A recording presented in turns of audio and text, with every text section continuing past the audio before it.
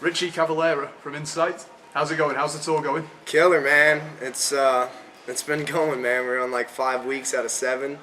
You know, we're back in the UK. It's been about 2 years for Insight, you know, so it's exciting, man. Ready to break out some new songs for you guys tonight. It's going to be killer. Awesome. Yeah, man.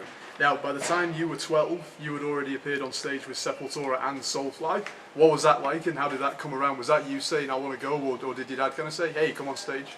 You know, I've always been, you know, from the age of 6, you know, I was always touring with Sepultura and Sacred Reich and bands like that. And, you know, one time in Europe, Sepultura was on tour with Paradise Lost. And, you know, I wanted to go on stage. I couldn't take it anymore. There was something inside just telling me you had to get out there. And, you know, Max, I went up to him, I was like, yo, can I play guitar on the song? Can I do something, you know? And he's like, yeah, man, we'll, you know, Policia, you know, we'll just turn your guitar off, you just come out with the guitar and just rock out and have fun, you know. And ever since then, man, it's just been, you know, a dream come true, you know, from jamming with Soulfly to Nail Bomb to being at Insight now, you know, it's what I've always loved to do, and, you know, it's not stopping me now. I love it, man. Awesome. You know, those times were great, you know, they made me really appreciate how great music is and what it can do for people and myself, you know, it's awesome, really special. Who would you say are your biggest influences, bands and musicians, other than your father? I would say Lemmy's probably up there a lot. Not really as much for his music, but just as his attitude, his composure, you know, what he's done for, you know, hard metal, hard rock. You know, I think, you know, if you look back through time, you know, I think Motorhead was one of the first real bands to push the thrash influence into music, and, you know, they were really big for me, you know. And then, you know, bands like Obituary and Exodus and, you know, early Metallica. And, you know, now, I got into a lot of, like, Red Hot Chili Peppers as well. I love, you know, Anthony Kiedis. I think he's an amazing vocalist. You know, things he talks about, the things, you know, his patterns that he uses, it's really cool. And, you know, a lot of Deftones. I love the Deftones. I'm excited for their new album. You know, they never seem to let me down with, you know, touching the edge of what music can be, you know, not holding back and not just staying the same for all those years, you know. I think it's really cool. And it shows bands that you don't have to just be the same over and over and over and over, you know. So, yeah. Awesome. All right, well, let's talk about All Out War. You've said that the lyrics are far more personal than on the first album, and that the writing became an escape for you while feeling isolated on tour. What things particularly drive your writing?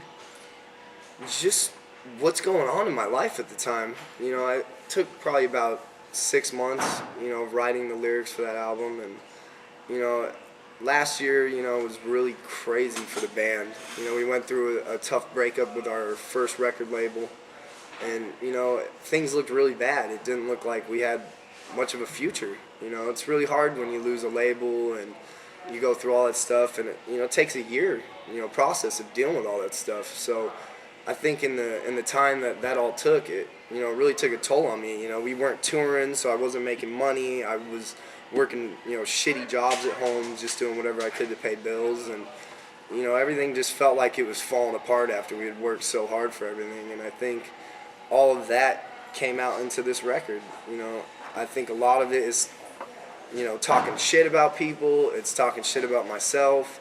It's showing people, you know, in the end, though, you can do whatever you want. Like a song called Hopeless that we have, you know, it's really strong and positive about, you know, just knowing that you can do something, not letting what goes on in your life or how bad it can get, you know, bring you to the bottom. You know, you can always get out, and there's always light at the end of the tunnel. You know, your life can change so much in a year. It's unbelievable, and people don't think about that. You know, they think in the short time, and I think this record really got me through the whole time. You know, and I'm so proud of the album. I'm so proud of everything. There's nothing on it where I'm like, oh, I wish we could change that or redo that. You know, and I really think people, when they hear it, you know, with how frustrated everybody in the whole world is right now with the same problems that I have, you know, I think they're going to really relate to it, and it's going to touch, you know, a spark in people. I really do. Well, with that in mind, you have said that people need metal because it speaks true to life. Are there certain issues that you plan to address in later songs, or is it just whatever pisses you off? You know, I never really thought about, you know, actual, like, concepts for albums. You know, each song, just like you said, just kind of what pisses me off, or, you know, pisses other people off even a lot.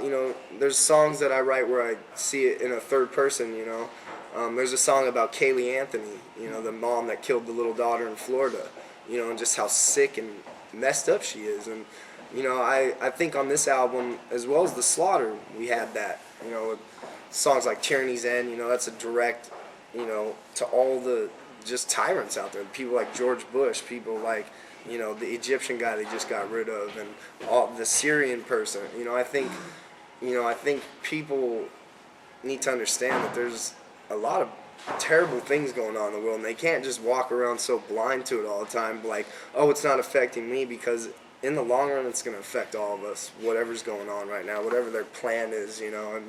I'm a big believer in, New World Order and Illuminati and all that kind of conspiracy stuff. I do just endless readings on that and videos on all that stuff, and I think people are going to come around and hopefully wake up, and I try to put a song or two on every record to try to push it into them, because it's not just a song, and it's not just trying to make something heavy. It's it's actual meanings of things that happen to us and other people and myself. So I think you got to kind of just take each song as it is and listen to it, and you can take your own interpretation if you want, but I think it's really powerful. I love music. There's always a song for that mode you're feeling, so it's cool. All right, you've talked about the music of this album being crazier than The Slaughter. How did you achieve this? Man, this is Kevin McAllister. He wrote all the music for both albums, and he's been through some tough things in his life as well, and he went through big changes, coming from New Jersey to move to Arizona, start a band and travel the world. He really went through some hardship, and I think dealing with his family and all that kind of stuff, it brought his music just to a whole nother dimension, and I think playing live has really helped us as well, because you can write a million songs in a jam room that sound cool to you at that time, but when you get up on stage and you play it, you really know how your songs are, and that was big for us. We've been on tour since this band started. We're never at home. We're always on the road, so we always get to test out new songs, and I think when people hear this, they're just going to trip out. Like, his leads are a lot stronger. The rhythm section between the drums and the bass is 10 times what it was on The Slaughter, and vocally it's I think my best vocal work that I've ever done, like patterns, tone, things like that. So I think it's crazier. I mean, I know it's kind of cliche to say. It seems like everybody says that their next album's better than their last one, but when you're a musician, it always is, because it's fresh to you at the time. When you play the same songs for 3 years and then you go and write a new album, it is the greatest thing there is. It's to have all brand new songs and be playing new things. So I think it's definitely crazier, and I think Logan, even as a producer, is 10 times better than he was than when The Slaughter came out. I think he's really dialed into his profession. And I think he's one of the best ever right now. And I hope a lot of people understand what he's doing, because it's amazing. It really is. He brings out what inside is. It's cool. It's really cool. Right. You're probably sick of questions about following in your father's footsteps. Nah, never, man. Do you think that you can be as influential as him someday? I would like to. I mean, that's what music is truly all about.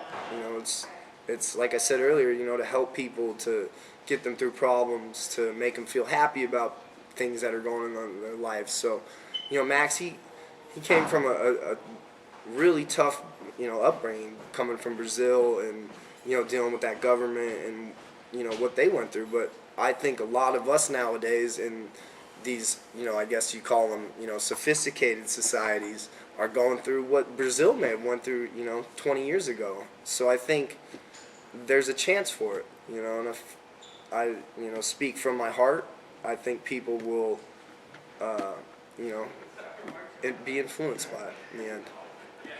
Okay. And what does the immediate future hold for Insight once you finish this tour? We get actually a little break for about a month and a half for Christmas and Thanksgiving and stuff, which we're kind of looking forward to. I mean, we've been on tour since February this year. We've done the whole planet and it's been amazing, man. And as soon as next year starts, it's going to start all over. So we're just going to go home for 2 months and just really relax. We have the new guitar player, Gene, and he literally had a month to learn 2 albums, so we're going to let him go home and, have a month to sit down and learn more songs and, just come more up to date with the band. And, I'm really loving where he's at right now. He's really impressed all of us, and I don't think it's brought the band down. I think it's only brought us to the next level, and I think people, when they see him live, are just going to be blown away, man. He's brought what the band was kind of missing, that fourth spark on stage. I think Kevin's a great music writer, but I think Gene has the live show as well as the writing, so I think people are going to be really excited about him in Insight. I can't wait for the world to get to know him more. It's really cool. Okay, and have you got a message that you want to give to all your fans right into the camera? I just want to say thank you for always just believing in us, not listening to the bullshit. I understand that, Max is there and it's all part of it. I have no problem with it. I love it. It's a blessing to me rather than, a bad feeling in my heart. I know Max is great and he's done things for music that we all should be praising him for. And I think the fans are going to love the new record. They're going to love the band. We're going to be on tour, Australia, South America, Australia, just everywhere next year. I can't wait. Hopefully do some summer tour in Europe and hit the festivals hard, man. Thank you so much. Support your goddamn metal or it will die. That is the truth. That's one thing that, drives me crazy, man. It's like, you're touring, you're losing your CD sales now. Now you're starting to lose your merchandise.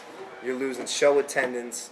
It's a really scary time for bands, and I think the ones that hold it together and pull through this are going to be the ones that carry the flag for metal for the next 10, 20 years, and we want to be one of those bands. Awesome. We really do. Manchester, you kick ass.